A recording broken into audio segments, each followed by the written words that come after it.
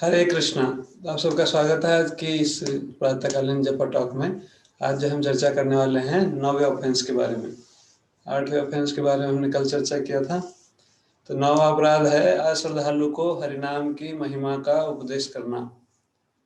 जिसका भगवान के नाम में श्रद्धा नहीं है, भगवान के ऊपर श्रद्धा नहीं है, भगवान के बारे में जानकारी नहीं है, भगवान की शक्ति को जो जानता नहीं है ठीक से, उसको अगर हम महिमा बताएंगे नाम की तो उसको विश्वास नहीं होगा। इस कारण से जो है वो उसका भक्ति में प्रोग्रेस में बाधा उत्पन्न हो जाता है। वो उसको काल्पनिक समझने लगता है और फिर जो है वो भक्ति को सीरियसली नहीं ले पाता। तो दूसरों की भक्ति में बाधा पहुंचता है, इसलिए जो है हमारी भक्ति में भी बाधा पहुंचता है।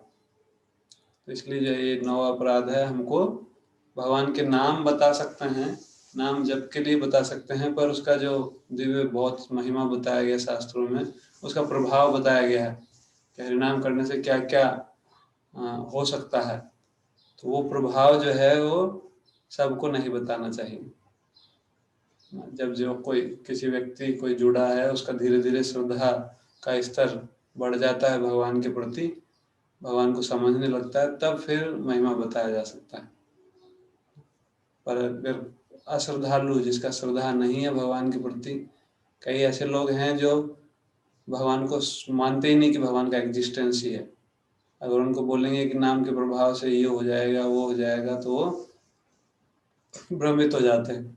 उनका जो है कन्फ्यूजन क्रिएट हो जाता है मन में, और वो जो है उसको नकार देते हैं, उसको स्वीकार नहीं कर पाते। तो इसलिए हमको जो है भगवान के नाम का महिमा उतना ही बताना चाहिए जितना श्रद्धा है। किसी व्यक्ति का जितना श्रद्धा है, उतना जितना वो समझ सकता है उतना उसको बताना चाहिए। उतना समझ के वो अपने जीवन में उतारेगा, फिर धीरे धीरे धीरे धीरे समझ बढ़ेगा, श्रद्धा बढ़ेगा, तब फिर बाकी चीज़ों को भी समझ सकता है। जैसे अगर कोई छोटा बच्चा है, उसको अगर हम पीएचडी की रिसर्च पेपर पढ़ाएंगे ना, इसमें जो पीएचडी में क्या क्या पढ़ाया जाता है, तो क्या होगा, उसका दिमाग जो है खराब हो जाएगा, वो परेशान हो जाएगा, बोले क्या करवा रहे हैं मेरे से, ये सब बेकार की बातें करते हैं, बस कोई कोई काम का नहीं है। और वही बच्चा अगर ग्रेजुअली पहली क्लास, दूसरी क्लास, फिर 10th 12th, ग्रेजुएशन, मास्टर्स करके जाता है पीएचडी में, तो उसको समझ में आता है कि अच्छा ये इसलिए है, ऐसा इसलिए हो रहा है। तो उसी प्रकार से भगवान का नाम का महिमा जो है बहुत है, पर वो उसके लिए जो है एक श्रद्धा का स्तर चाहिए।